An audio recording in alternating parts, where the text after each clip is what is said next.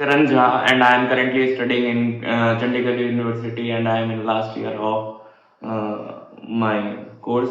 I am in BTech CSE, and this is my fourth year.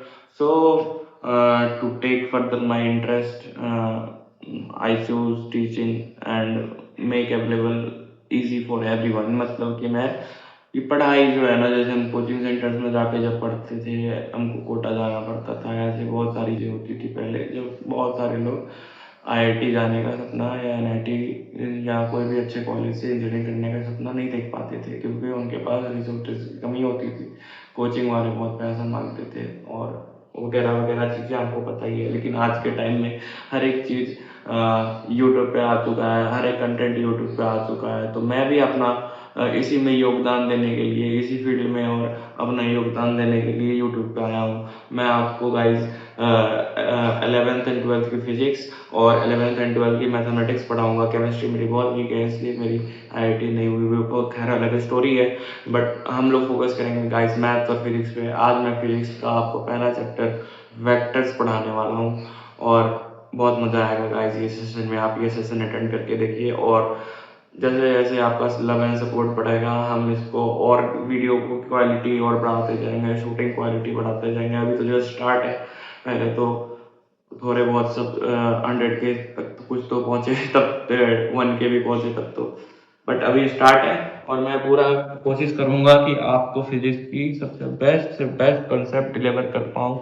आपको उसके लिए ना कोटा जाना पड़े, ना कोचिंग सेंटर जाना पड़े। आप अपने घर से अपने मम्मी के पास बैठ के आप अपनी जे मेंस की तैयारी एटलीस्ट मेरे वीडियो से कर सकते हो, और मैं इसमें फुल अपने एफर्ट्स डालूंगा। और मैं अपना रेफरेंसेस बताऊं तो मैं एक्चुअली मैं मोशन का स्टूडेंट रहा हूँ, और मोशन का स्टूडेंट रहा हूँ तो एनवी सर मेरे आइडल है, और गवेश भारद्वाज सर इन मैथमेटिक्स में, उन दोनों की वीडियोस को काफ़ी फॉलो करता हूँ, और उन्हीं की इंस्पिरेशन लेके मैं आपको आगे पढ़ाऊँगा। तो गाइस, पहली बात तो ये है कि इस दुनिया में जो भी चीज़ हमको दिख रही है, ऑब्जेक्ट है या कुछ भी है रखा हुआ अपने सामने, ये पेन है, ये कॉपी है, ये सब एक फिजिकल क्वांटिटी है। फिजिकल क्वांटिटी क्या होती है? Anything which can be measured in this present world is called physical quantity. Measured कैसे? आप देख के उसको नाप सकते हो, आप उसको छू के टच करके फील करके उसको मेजर कर सकते हो, जैसे भी वेट के हिसाब से फील कर सकते हो कितना वेट है इस ऑब्जेक्ट का।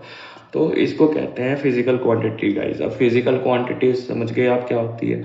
अब फिजिकल क्वांटिटी होती है बेसिकली टू टाइप्स की। एक होती है स्केलर क्वांटिटी, एक होती है वेक्टर क्वांटिटी। अब स्केलर क्या हो गया और वेक्टर क्या हो गया? स्केलर ब्रो, स्केलर जैसे मास हो गया 40 किलो, टेम्परेचर हो गया 30 डिग्री सेल्सियस, टाइम हो गया, स्पीड हो गया, ये सब स्केलर क्वांटिटी हो गई, जहाँ पे हमको सिर्फ मैग्नीट्यूड, मैग्नीट्यूड मतलब वैल्यू, वैल्यू की बात करनी पड़ रही है, वो हो गया अपनी स्केलर क्वांटिटी। और जहाँ पे हमें ये देखो वेक्टर क्वांटिटी क्या क्या हो गया? वेलोसिटी हो गया, एक्सेलरेशन हो गया, फोर्स हो गया, ये सब चीज़ें जो हो गई ये वेक्टर क्वांटिटी हो गई, क्योंकि यहाँ पे हमको बताना पड़ता है मैग्नीट्यूड प्लस डायरेक्शन। अब जैसे मैं बोलूँ 30 न्यूटन मैंने फोर्स लगाया है इस पेन पे, लेकिन in which direction? 30 newton east, 30 newton west, मतलब आप जैसे भी डायरेक्शन कोऑर्डिनेट्स में 30 newton in the X I cap direction, जैसे भी आप समझना चाहो। तो मेरे को यहाँ पे एक डायरेक्शन को मेंशन करना पड़ा। तो गाइस, जो क्वांटिटी डायरेक्शन प्लस मैग्नीट्यूड की बात करता हो उसको वेक्टर क्वांटिटी कहते हैं, और जो क्वांटिटी सिर्फ और सिर्फ मैग्नीट्यूड की बात करता हो उसको स्केलर क्वांटिटी कहते हैं। ऐसे अपने पास एक टेंसर क्वांटिटी नाम की भी चीज़ होती है, जो आगे आने वाले चैप्टर्स में आपको पढ़ाऊंगा। बट फिलहाल के लिए आप बस जान लो टेंसर्स क्या होते हैं। टेंसर्स वो फिजिकल क्वांटिटी होते हैं जिसमें डायरेक्शन भी होते हैं, मैग्नीट्यूड भी होते हैं, लेकिन लेकिन लेकिन ये वेक्टर के लॉज को फॉलो नहीं करती, तो इसलिए ये वेक्टर्स नहीं होते हैं, टेंसर्स होते हैं। वेक्टर में बहुत सारे लॉज होते हैं, vector laws of attraction, vector laws of subtraction, बहुत तरह के लॉज होते हैं, आगे चल के हम चैप्टर में सीखेंगे। लेकिन ये टेंसर्स वो ऑब्जेक्ट होते हैं जिनमें डायरेक्शन भी होती है, मैग्नीट्यूड भी होती है, लेकिन वो वेक्टर लॉज को फॉलो नहीं करते। That is what they are called tensors.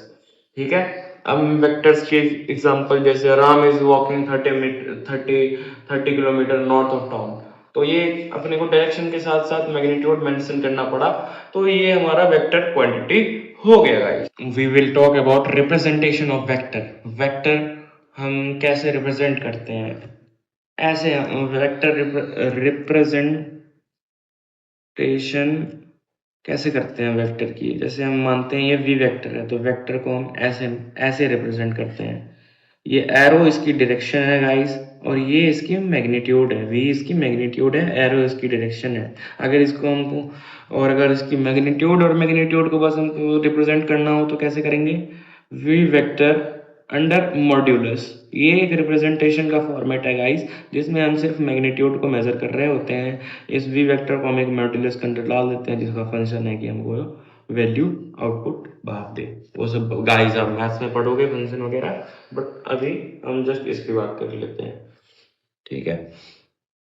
तो ये अपने को हो गया। और गाइस सबसे जरूरी बात, लेंथ ऑफ वेक्टर। हमको लेंथ ऑफ वेक्टर पता करना भी बहुत जरूरी है। अगर मैं आपको एग्जांपल दूं, person A is running 10 metre per second towards east, okay, and person B is running 5 metre per second towards east. तो आप इन दोनों एरोज को देख के बताओ कि कौन सा ए होगा और कौन सा बी होगा। तो ए में जो मैग्नीट्यूड है गाइस वो 10 मीटर पर सेकेंड है, और बी में जो मैग्नीट्यूड है वो 5 मीटर पर सेकेंड है। तो ऑब्वियसली ए जो होगा वो बी से बड़ा होगा, ऑब्वियसली गाइस। तो ये होगा बी वेक्टर और ये होगा ए वेक्टर, क्योंकि ए की लेंथ ज्यादा बड़ी है और वो ईस्ट डायरेक्शन में मूव कर रहा है, और बी की लेंथ छोटी है और वो ईस्ट डायरेक्शन में मूव कर पा रहा है। समझ गए गाइस, ऐसे हम लेंथ ऑफ वेक्टर से वेक्टर्स को रिप्रेजेंट करने का तरीका सीखते हैं। अब गाइस आपने कोऑर्डिनेट सिस्टम्स तो पढ़े होंगे मैथ में, क्लास 8 9 में 7 में, बट यहाँ पे हम अलग तरह के मतलब वही कोऑर्डिनेट तो वही है, लॉज तो वही है, बस हम रिप्रेजेंटेशन अलग तरीका से पढ़ेंगे, ठीक है गाइस। तो चॉइस ऑफ कोऑर्डिनेट सिस्टम। अब हमको चॉइस करना होता है कोऑर्डिनेट सिस्टम किस तरह की चुने। जैसे आपको पता होगा ये y एक्सिस है, ये x एक्सिस है और ये z एक्सिस है, और ये ओरिजिन है, ये O पॉइंट जो है ये ओरिजिन है। यहाँ पे 0.000 तीनों की वैल्यू है, ठीक है गाइस। और ये जो डॉट से रिप्रेजेंट करा है, ये हमने वेक्टर के राइट हैंड थंब रूल के हिसाब से करा है। अगर हम ये जो डॉट है ना, डॉट इसको रिप्रेजेंट कर रहा है। ये जो राइट हैंड है, राइट हैंड अपना राइट हैंड को जब हम मोड़ते हैं तो थंब ऊपर की तरफ बाहर की डायरेक्शन में आ रहा है ना, परपेंडिकुलर बाहर को बना रहा है। तो ये हम डॉट को रिप्रेजेंट कर रहे हैं, ठीक है। ये मतलब वेक्टर z एक्सिस बाहर की तरफ है, बाहर की तरफ निकल रहा है। और वही जब राइट हैंड थंब रूल के हिसाब से जब हम इसको ये थंब को ऐसे मोड़ते हैं, गाइस आप, कि जब हम राइट हैंड थंब के रूल से अंदर की तरफ अंगूठा मोड़ते हैं, अंदर की तरफ जब अंगूठा मोड़ा, तो ये क्रॉस क्रॉस को रिप्रेजेंट करता है गाइस। ये क्रॉस को रिप्रेजेंट करता है जब हम अंगूठा अंदर की तरफ मोड़ते हैं। तो ये इसका मतलब z एक्सिस अंदर की तरफ जा रहा है, अंदर की तरफ से निकल रहा है, समझ गए गाइस, अंदर की तरफ से परपेंडिकुलर है, ठीक है। इसका मतलब डॉट का मतलब coming out of perpendicular to the plane, ये प्लेन की तरफ आता हुआ परपेंडिकुलर है। और क्रॉस का मतलब going into and perpendicular to the plane, अंदर की तरफ बढ़ता हुआ और परपेंडिकुलर है प्लेन से, समझ गए गाइस। ये तो बहुत बेसिक चीजें थी। अब हम थोड़ा सा चैप्टर में आगे बढ़ते हैं। अब हम थोड़ा सा चैप्टर में आगे बढ़ते हैं और आगे बढ़ते ही बात करेंगे यूनिट वेक्टर की, पोजीशन वेक्टर की, है बहुत तरह की बात, डिस्प्लेसमेंट वेक्टर की बात करेंगे, वेक्टर रेजोल्यूशन की बात करेंगे, बहुत तरह की बात करेंगे। अब हम चैप्टर में आगे डीप डाइव करते हैं और आपको मजा आएगा आगे गाइस। अब यूनिट वेक्टर क्या होता है गाइस, यूनिट वेक्टर क्या होता है। यूनिट वेक्टर वो वेक्टर होता है जब हमको सिर्फ और जब मैग्नीट्यूड हो और उसका यूज खाली, उस वेक्टर का यूज खाली डायरेक्शन के लिए हो रहा हो, जैसे कि आई कैप, जे कैप, के कैप। यहाँ पे मैग्नीट्यूड सबका 1 है और इन सबका बेसिकली रिप्रेजेंटेशन का मतलब है I cap along the X axis, Y cap, J cap along the Y axis, along the Z axis. ये जस्ट रिप्रेजेंटेशंस के लिए यूज हो रहा है, okay. I cap along X axis, J cap along Y axis and K Z cap along, मतलब along Z axis. अब जैसे आप क्यूब, एक क्यूबाइड देते हैं, क्यूबाइड से आप मेरे को बताना गाइस कि इस एग्जांपल में आप मेरे को बताना कि कौन सा क्या किसका कितना लेंथ होगा, कैसे किसको मेजर करेंगे, ठीक है। अब जैसे ये डी पोजीशन है, डी वेक्टर है, ये जो डी वेक्टर है, अब इस डी वेक्टर के बारे में सोचो गाइस, ये ओरिजिन है, ये ओरिजिन है अपना, और यहाँ से डी डी और ये सोचो इसका जो लेंथ है ना, लेंथ क्यूब का, इस क्यूब का लेंथ जो है ना ए इज इक्वल टू 1 मीटर है, हर साइड 1 मीटर है इसका, ठीक है। आपको क्यूब का पता होगा, मतलब क्यूब के साइड्स के बारे में, तो ए साइड 1 मीटर है इनका, आप समझ लो, ठीक है। हर डायरेक्शन में, एक्स एक्सिस में, वाई एक्सिस में, जेड एक्सिस में, हर डायरेक्शन में इसका लेंथ 1 मीटर ही है। अगर हमको यहाँ ओरिजिन से डी तक पहुंचना है गाइस, डी तक पहुंचना है, अगर हमको यहाँ तक पहुंचना है तो हमको कितना चलना पड़ेगा, हमको कितना चलना पड़ेगा, हमको एक्स एक्सिस में तो 1 चलना पड़ेगा, वाई एक्सिस में भी 1 चलना पड़ेगा, और जेड का यहाँ पे यूज ही नहीं हुआ तो जेड एक्सिस में 0 हो गया, ठीक है गाइस। ऐसे ही हम और एक पॉइंट को समझते हैं। जैसे हम समझते हैं इस पॉइंट को, ये ए पॉइंट है, ये पॉइंट ए पॉइंट है, इस पॉइंट को समझते हैं गाइस। यहाँ पहुंचने के लिए हमको ओरिजिन से क्या करना पड़ेगा, यहाँ पहुंचने के लिए हमको वाई एक्सिस में चलना पड़ेगा 1 गाइस, एक्स एक्सिस में 0, जेड एक्सिस में 0, तो इसकी कोऑर्डिनेट्स क्या क्या हो जाएंगे, 0 इन X axis, 1 in Y axis, 0 in Z axis, okay guys. अब और एक इंटरेस्टिंग पॉइंट समझते हैं। जैसे हम समझते हैं पॉइंट, इस पॉइंट को गाइस समझते हैं, जी पॉइंट को समझते हैं गाइस। इस पॉइंट में क्या हो रहा है, अपने को जी तक पहुंचने के लिए क्या करना पड़ेगा गाइस, पहले तो अपने को एक्स में चलना पड़ेगा 1, फिर चलना पड़ेगा वाई में 1, और फिर हमको चलना पड़ेगा जेड में 1 चलना पड़ेगा, फिर हम इस पॉइंट पे पहुंचेंगे गाइस। तो इसका क्या क्या ओरिजिन हो जाएगा, 1 in X axis, 1 in Y axis and 1 in Z axis. ये आप काफी सिंपल सी एग्जांपल है, आप इसको जूम इन कर लें, आप इससे और फर्दर पॉइंट्स को भी समझ सकते हैं। मेरे हिसाब से इतना क्लियर होगा मेरा समझाना। अब आप समझ पा रहे होंगे बी में इसका कोऑर्डिनेट 1,0,0 क्यों लिखा हुआ है, या सी में इसका कोऑर्डिनेट 0,0,1 क्यों लिखा हुआ है। आप खुद से भी एक बार ट्राई करके देखें और समझें चीज़ों को। फिलहाल आगे बढ़ते हैं। अब हम आते हैं guys position vector of a coordinate पे। पोजीशन वेक्टर क्या होता है, पोजीशन वेक्टर एक वेक्टर होता है जिससे हम पोजीशन को रिप्रेजेंट करते हैं। अब जैसे ए वेक्टर है, ए वेक्टर है, ए वेक्टर को हमको रिप्रेजेंट करना होगा तो कैसे रिप्रेजेंट करेंगे, उसकी कुछ मैग्नीट्यूड होगी, जैसे कि 6 उसकी मैग्नीट्यूड है, कौन सी डायरेक्शन में, एक्स एक्सिस में, वाई और वाई एक्सिस में कितना 5, जे क्या, ये एक पोजीशन वेक्टर इंडिकेट कर रहा है हमारा पोजीशन। इस अगर इसको हम पोजीशन खोजना चाहें एक्स वाई प्लेन पे तो हम कैसे खोजेंगे कि ये मान लेते हैं ये एक ऐसा ए वेक्टर है जिसकी 6 हमको चलना पड़ा एक्स एक्सिस में और 5 हमको चलना पड़ा वाई एक्सिस में, अलोंग वाई एक्सिस, तब जाके हम इस पोजीशन वेक्टर तक पहुंचे हैं।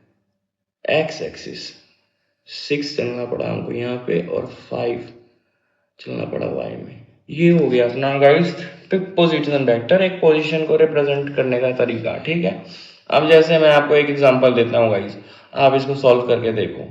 फाइंड द मैग्नीट्यूड ऑफ ओजी। अगर ये मान लो कोई सा क्यूब है, ठीक है, और ये ओरिजिन ओ है और ये है जी पॉइंट, ठीक, और ये पूछ रहा है मेरे से कि ओजी वेक्टर का मैग्नीट्यूड क्या होगा। ओजी वेक्टर ये गया सीधा एरो जी पे और ये वेक्टर का मेरे को पूछ रहा है मैग्नीट्यूड। ये वेक्टर हो गया अपना ओजी वेक्टर और इसका हमको पूछा जा रहा है मैग्नीट्यूड। तो हम सबसे पहले ओजी वेक्टर फाइंड आउट करते हैं। ओजी वेक्टर क्या है, ठीक है गाइस, और इसकी लेंथ बकायदा दे रखे हैं, एक्स एक्सिस में 3 मीटर, जेड एक्सिस में 1 मीटर और वाई एक्सिस में 2 मीटर अपने पास लेंथ है और अपने को इसको सॉल्व करना है। तो अपने को पता है कि एक्स एक्सिस में 3 मीटर है, वाई एक्सिस में 2 मीटर है, जेड एक्सिस में 1 मीटर है। अब आपने डिस्टेंस फार्मूला वगैरह तो ये तो सीखा ही होगा आई गेस गाइस। आप इसको ऐसे सीधा फाइंड आउट कर लो, 3 square plus 2 square plus 1 square is equal to 14, root 14 इसका मैग्नीट्यूड हो गया। ओजी वेक्टर क्या हो गया, ओजी वेक्टर को रिप्रेजेंट किया हमने 3i cap plus 2j cap plus 1 के गैप से। अब जब इसको हमने मॉड्यूलस के अंदर डाल दिया तो हमको सिर्फ और सिर्फ इसके मैग्नीट्यूड से मतलब है, तो हमने इसको ब्रेक डाउन कर लिया। 3 का square plus 2 square plus 1 square is equal to, guys आपको बेसिक मैथमेटिक्स आती होगी, और इस ट्राइंगल को, ये ट्राइंगल काफी इंपॉर्टेंट सा ट्राइंगल है अपने लिए। इसको हम कभी भी बेसिक कैलकुलेशंस में कभी भी यूज कर लेंगे किसी भी चैप्टर में, कोई जरूरी नहीं, याद रखना है। ठीक है, ये 3 इन y axis, 4 x axis and 5 in z axis. ये इसका हाइपोटेन्यूज हो गया, ट्राइंगल का हाइपोटेन्यूज हो गया। ये अपना बेस और लेंथ डिग्री के हिसाब से, डिग्री के नीचे वाली साइड बेस, सामने वाली साइड परपेंडिकुलर उसकी लेंथ होती है। अगर इसके हिसाब से जाए तो थीटा इधर है, तो थीटा के नीचे वाली साइड अपन बेस बोलेंगे इसको, और थीटा के सामने वाली परपेंडिकुलर साइड इसको बोलेंगे लेंथ। तो अपन थीटा के हिसाब से बेस और हाइट याद कर लेंगे। बट ये ट्रायंगल अपने को एटलीस्ट याद रहनी चाहिए कि 3 और 4 अगर इसका ये है बेस और लेंथ, तो 5 इसका हाइपोटेन्यूज रहेगा। ये ट्रायंगल हमें बहुत अच्छे से याद होनी चाहिए। इसका वैल्यूज भी निकाल के याद कर लेंगे गाइस कि cos 37 डिग्री 4/5, sin 37 डिग्री 3/5। अब ऐसे cos 53 डिग्री में भी निकालना आना चाहिए, वही होगा फिर। cos 53 डिग्री में क्या होगा गाइस? cos 53 डिग्री में होगा 53 डिग्री के अगर हिसाब से हम देखें तो बेस कितना हो जा रहा है 3, और हाइपोटेन्यूज कितना हो रहा है 5, तो 3/5 हो जा रहा है। और साइन 53 में कितना होना चाहिए? Sine 53 degree is equal to 53 sine theta, इधर है थीटा का सामने वाला साइड हाइट ये रहा 4 अपॉन हाइपोटेन्यूज 5। ये ट्रायंगल बेसिक से याद रखना है अपने को। Now moving on, displacement vector. Displacement vector क्या होता है गाइस? अब दो पोजीशन वेक्टर के बीच का डिफरेंस को हम डिस्प्लेसमेंट वेक्टर कहते हैं। ये बहुत बेसिक इसका डेफिनेशन है। अब आप जैसे देखो यहाँ पे दो पोजीशन वेक्टर हैं, एक पोजीशन वेक्टर p1 है, एक पोजीशन वेक्टर p2 है। इसके कोऑर्डिनेट्स क्या है? x1 y1 z1, इसके x2 y2 z2। और फाइंड करना है डिस्प्लेसमेंट वेक्टर d वेक्टर, इन दोनों के बीच का डिफरेंस। तो इसके लिए हम क्या करेंगे गाइस? पहली बात तो अपनी r1 वेक्टर जो कि अपना p1 पोजीशन वेक्टर है, इसको लिख देंगे x1 i cap y1 j cap plus z1 k cap इसके फॉर्म में। और r2 वेक्टर को लिख देंगे x2 i cap plus y2 j cap plus z2 k cap. मतलब मैग्नीट्यूड प्लस डायरेक्शन हम दोनों मेंशन कर देंगे साथ साथ। अब इसका डिस्प्लेसमेंट वेक्टर हमको क्या कह रहा है? d is equal to r2 minus r1, मतलब हम r1 हम लोग इसके रिस्पेक्ट में R2 के रिस्पेक्ट में निकाल रहे हैं ना डिस्प्लेसमेंट वेक्टर को, तो इसलिए R2 माइनस R1 लिखना है। तो R2 क्या है अपना? x2 i cap minus x1 i cap plus y2 i cap minus y1 j, मतलब y2 j cap minus y1 j cap plus z2 k cap minus z1 k cap. ऐसे करना है तो अपन को उसमें से कॉमन मिल जाएगा। क्या मिल जाएगा? i कैप कॉमन मिल जाएगा, बच क्या गया बीच में x2 माइनस x1। इधर j कैप कॉमन मिल गया अपने को, बच क्या गया बीच में y2 माइनस y1। और इधर अपने को k कैप कॉमन मिल गया, तो k कैप कॉमन मिलते z2 माइनस z1 बच गया। तो डिस्प्लेसमेंट वेक्टर अपना क्या फॉर्म में निकल आया? ये फॉर्म में निकल आया। इसको आपने अच्छे से कंसेप्ट क्लियर कर लेना है यहाँ तक। Displacement vector is the difference of position vector of tail from head. Tail से हेड की डिफरेंस को हम डिस्प्लेसमेंट वेक्टर कहते हैं। अगेन वही चीज अलग नेशंस में अलग तरीका से समझाया है, सेम चीज है।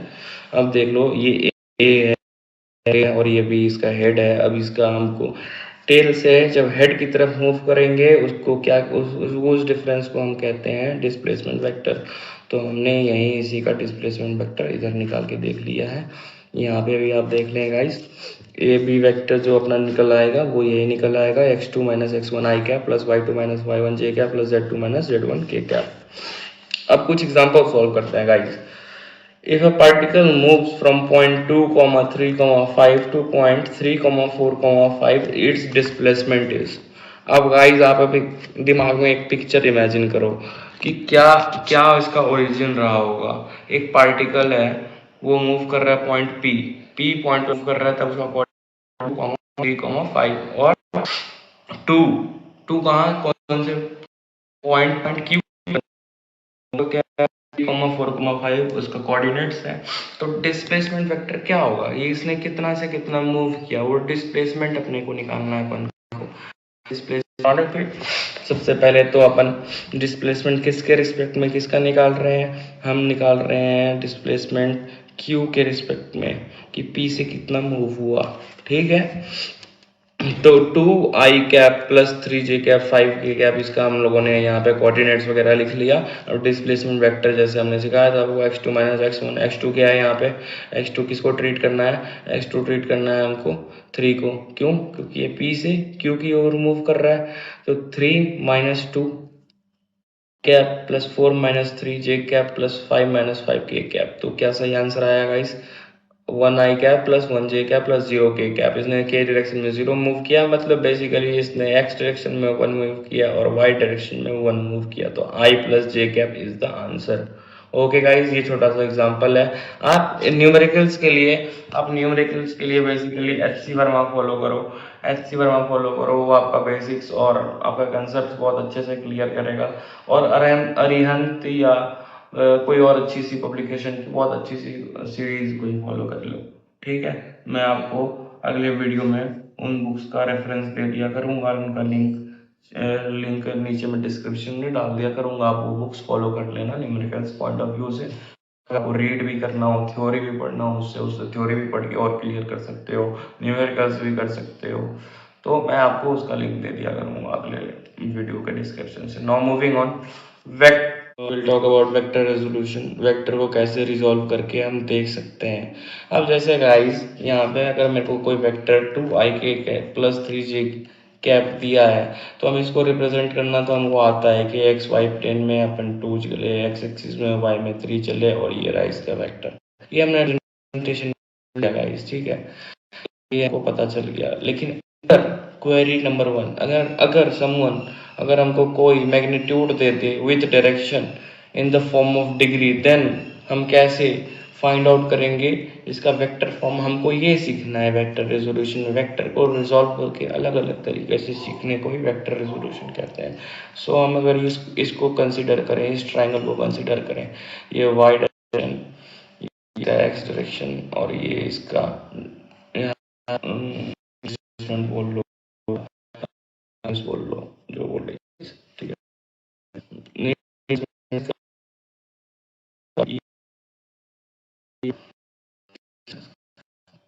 यहाँ पे इसमें हम कोऑर्डिनेट में जब रिप्रेजेंट कर सकते हैं गाइस, तो ऐसे आ गया अपना, जैसे ये एक्स में चला, ये वाई में चला इतना, और ये आर है हाइपोटेन्यूज इसका, और ये थीटा एंगल है। तो अगर हमको कोई दे दे ऐसे कि कितना डिग्री, अगर तुमको दे दे कि कॉस 37 डिग्री है और मैग्नीट्यूड उसका 20 न्यूटन, कॉस 37 डिग्री दे दे, तो हम कैसे सॉल्व करेंगे? उसी को हम सॉल्व करना सीखते हैं गाइस। अब यहाँ पे तो आप मेरे को इस ट्रायंगल में देख के बताओ, कॉस थीटा क्या है? Base upon height. थीटा के हिसाब से बेस ये है, base upon height. Sine theta is equal to height upon base upon hypotenuse है, सॉरी गाइस, हाइट नहीं है। और साइन थीटा में क्या है? परपेंडिकुलर अपॉन हाइपोटेन्यूज, ठीक है, हाइट अपॉन हाइपोटेन्यूज। तो यहाँ से भी अब आप क्रॉस मल्टीप्लाई कर लेंगे इस साइड को, तो ये h इधर गया। h क्या है? बेसिकली हाइपोटेन्यूज क्या है? r है ना, h का वैल्यू r गिवन है, तो r मल्टीप्लाई होते cos theta, r cos theta I cap, मतलब x डायरेक्शन में ये इतना चला। और अगर इसी को p हम y डायरेक्शन को कंसीडर कर लें, तो इसका वैल्यू क्या आ गया? r sine theta j cap, ठीक है गाइस। और इस टोटल वेक्टर को हम ये bp वेक्टर को अगर हम d वेक्टर से रिप्रेजेंट करते हैं, d वेक्टर से, तो इस d वेक्टर का वैल्यू क्या आ जाएगा? अगर मैग्नीट्यूड खोजना हो हमको, बस इस d vector is equal to B p vector is equal to d vector. तो इसका हम कर लेते हैं पाइथागोरस थ्योरम अगेन लगा के, r cos थीटा का whole square plus r sine theta का whole square I cap plus J cap के हिसाब से कर लिया हमने। और इसके बाद क्या आया अपने पास? Total outcome r square cos square theta plus r square sine square theta. और जिसको b कॉमन लेना आता है वो बुद्धिमान व्यक्ति पहले r कॉमन लेगा, r स्क्वायर कॉमन लेते ही cos square plus sine square theta बच गया। अब किसी ने बेसिक मैथमेटिक्स क्लास 9 में पढ़ी है तो उसको इसको पता है, cos square theta plus sine square theta is equal to 1। ये वैल्यू उसको याद होगी, उस बुद्धिमान व्यक्ति को। तो वो इस वैल्यू को 1 रखते ही अपना क्या आ गया? ये वेक्टर अपना आ गया मैग्नीट्यूड का r स्क्वायर, हाइपोटेन्यूज का जो मैग्नीट्यूड है उसका r स्क्वायर। ओके, तो ये जैसे ही इसको हमने ये रूट अंडर रूट है ना, अंडर रूट हटते ही अपने पास क्या आ गया, ये जो डिस्प्लेसमेंट, ये जो इसका वेक्टर निकला बीपी वेक्टर, जिसको हम डी वेक्टर से रिप्रेजेंट कर रहे हैं, ये इक्वल टू आर। समझ गए गाइस? इतना मेरे हिसाब से काफी होगा आपके लिए समझने के लिए। अब जैसे एक क्वेश्चन दे देता हूँ मैं आपको करने के एग्जाम्पल के फॉर्म पे। ये मान लो एक क्वेश्चन है, ये है क्वेश्चन, ये कोऑर्डिनेट बना दिया मैंने नॉर्थ साउथ के हिसाब से, ये नॉर्थ है, ये साउथ है, ये ईस्ट है, ये वेस्ट है, और ये बंदा यहाँ पे खड़ा है, ठीक। और यहाँ पे थीटा गिवन है अपने को 37 डिग्री, और इसका वैल्यू ये आर जो है उसका वैल्यू अपने को 20 न्यूटन गिवन है, ठीक है। अब इसको हमको आप वेक्टर रेजोल्यूशन के थ्रू आप मेरे को इसको सही फॉर्म में रिप्रेजेंट करके दिखाओ। तो सबसे पहले हम क्या करेंगे, हम सबसे पहले ट्राइंगल बना लेंगे। वो जो यहाँ पे 30 डिग्री था, तो यहाँ पे ऑब्वियसली 53 डिग्री होगा। यहाँ से एक हाइट गिरा लेंगे, ये एंगल बन गया परफेक्ट ट्राइंगल। अब यहाँ से हमने एक हाइट परपेंडिकुलर ड्रॉप करते ही ये ट्राइंगल, ये थीटा 53 डिग्री, और इसका हाइपोटेन्यूज हो जाएगा 20 का, ठीक है। अब इसको हम और सिंपल तरीका से यहाँ पर रिप्रेजेंट कर लेते हैं गाइस। इस ट्राइंगल को हम उठा के इधर से इधर ले आते हैं, देखते हैं 57 डिग्री नहीं 53 डिग्री, 37 डिग्री, 5 3 4 ट्राइंगल याद हो अगर आपको, जो मैंने पीछे याद करने के लिए दिया था। तो इसको हम एक्स एक्सिस में क्या होगा इसका value guys, 20 Newton cos 53 degree, ठीक है। टी इंटू कॉस 53 का वैल्यू 5 से 4 20 को काटा, 5 4 24 into 3 equal to 12। X direction में 12 मूव किया, और वाई डायरेक्शन में इसने कितना मूव किया, y is equal to 20 sine 53 degree, 20 4/5। तो बेसिकली 5 से 4 जा 20, 4 इंटू 4 इक्वल टू 16। तो देखा गाइस ये ट्राइंगल हमको कितना काम आया। अगर ये ट्राइंगल हमको, तो हमको cos sin थीटा निकालने की जरूरत नहीं है, हमको वैल्यूज याद है, हम cos 53 डिग्री देखते ही समझ जाएंगे कि 3/5, और साइन 53 डिग्री से देखते ही समझ जाएंगे 4/5। अपने को वैल्यू इसलिए याद रखनी चाहिए, न्यूमेरिकल सॉल्व करते वक्त बहुत काम आएगी। तो अपना y में कितना आ गया, y में 16 आ गया, और x में आ गया 12, ठीक है। अब इसको आप वेक्टर फॉर्म में रिप्रेजेंट कर दें, इस डी वेक्टर को आप वेक्टर फॉर्म में रिप्रेजेंट कर दे, तो क्या आ गया, ये x एक्सिस था ना, तो ये माइनस x एक्सिस की तरफ बढ़ा ना, यहाँ से 0 से 1 2 3, तो 0 से -1 -2 -3 ऐसे, तो -12 आई कैप प्लस y डायरेक्शन तो ऊपर की तरफ ही था प्लस में 16 j कैप।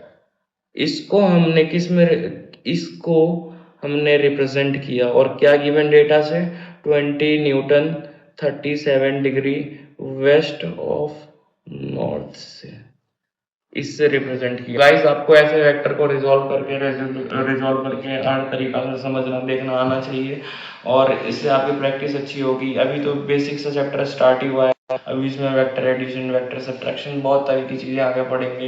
ये तो जस्ट आपकी बेसिक्स हैं, और बेसिक्स बहुत अच्छी होनी चाहिए, इसलिए आपको वेक्टर रेजोल्यूशन का और 2 3 एग्जाम्पल कहीं से निकाल के आप सॉल्व कर अच्छे से नेक्स्ट क्लास में प्रिपेयर रहिएगा। ये पार्ट 1 है फिलहाल आज के लिए गाइस, वेक्टर पार्ट 1 है। अब इसके बाद हम वेक्टर पार्ट 2 में पढ़ेंगे आगे चीज़ों को, और अच्छे से फिजिक्स के कंसेप्ट को समझेंगे और उसके साथ एंजॉय करना सीखेंगे।